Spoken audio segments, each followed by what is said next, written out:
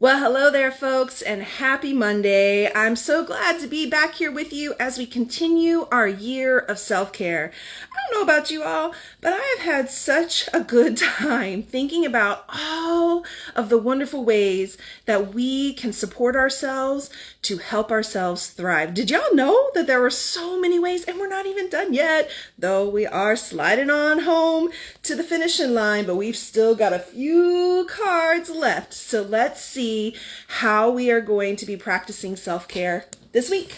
All right, what's on deck? Connection. Oh my goodness, yes. Connect with someone special. You can connect with me. I'm someone special. I'm down for you to send me an email, check in with me, tell me how you're doing. Oh my goodness. Connection with others is a gift to treasure. Yeah. Connection is super important. I love this image as these kind of like two big hands holding two people like in their full nakedness. Hello. And they're like in the universe. I mean, lots of symbolism here. Maybe not all symbolism that we love and like, but there's something kind of really beautiful and powerful about this idea of how connection opens us up to all kinds of magical worlds. Sometimes it opens us up to seeing things in our internal universe that we're like, ooh, ouch, like, I don't want to see that about myself. I've been watching Guilty Pleasure, Love is Blind. If y'all don't know this series, if you love kind of silly reality TV, it's a fun one to, kick back and watch. I love it because I like to watch it through the lens of human psychology.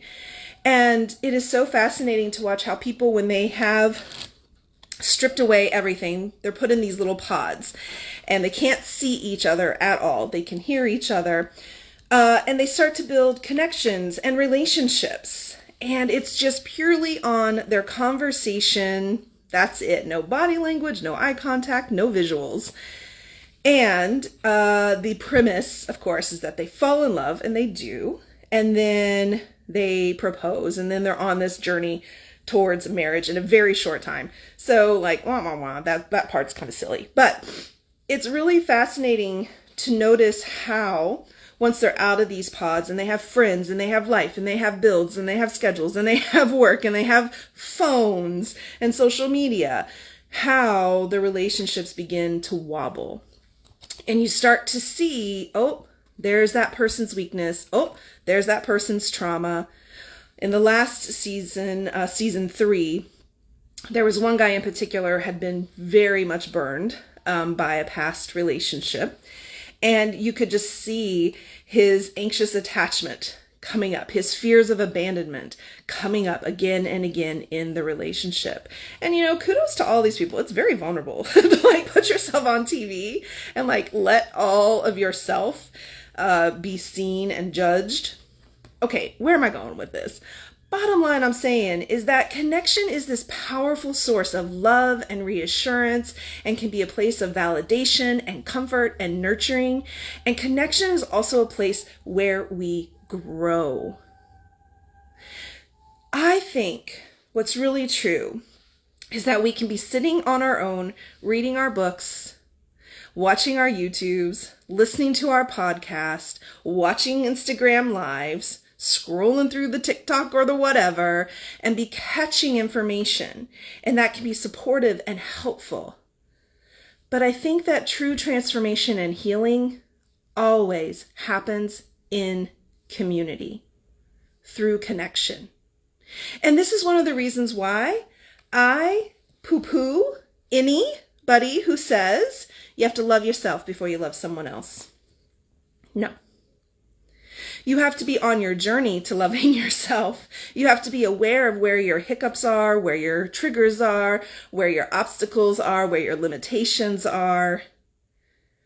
But it is often through the connection with another human being that we actually receive our healing. I know it's been true in my life. I will try to put in the comments, because the book is going out of my mind in this moment, a really beautiful book about relationships that speaks to this very idea.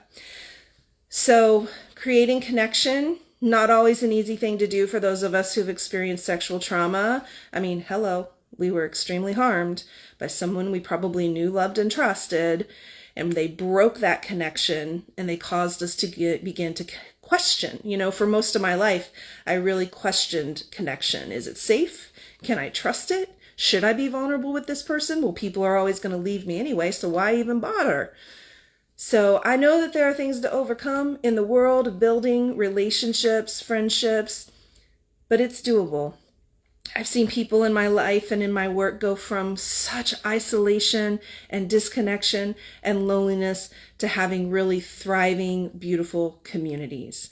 So I really want to encourage you this week to find at least one person to connect with. It can be me. And until next time, take really good care of you.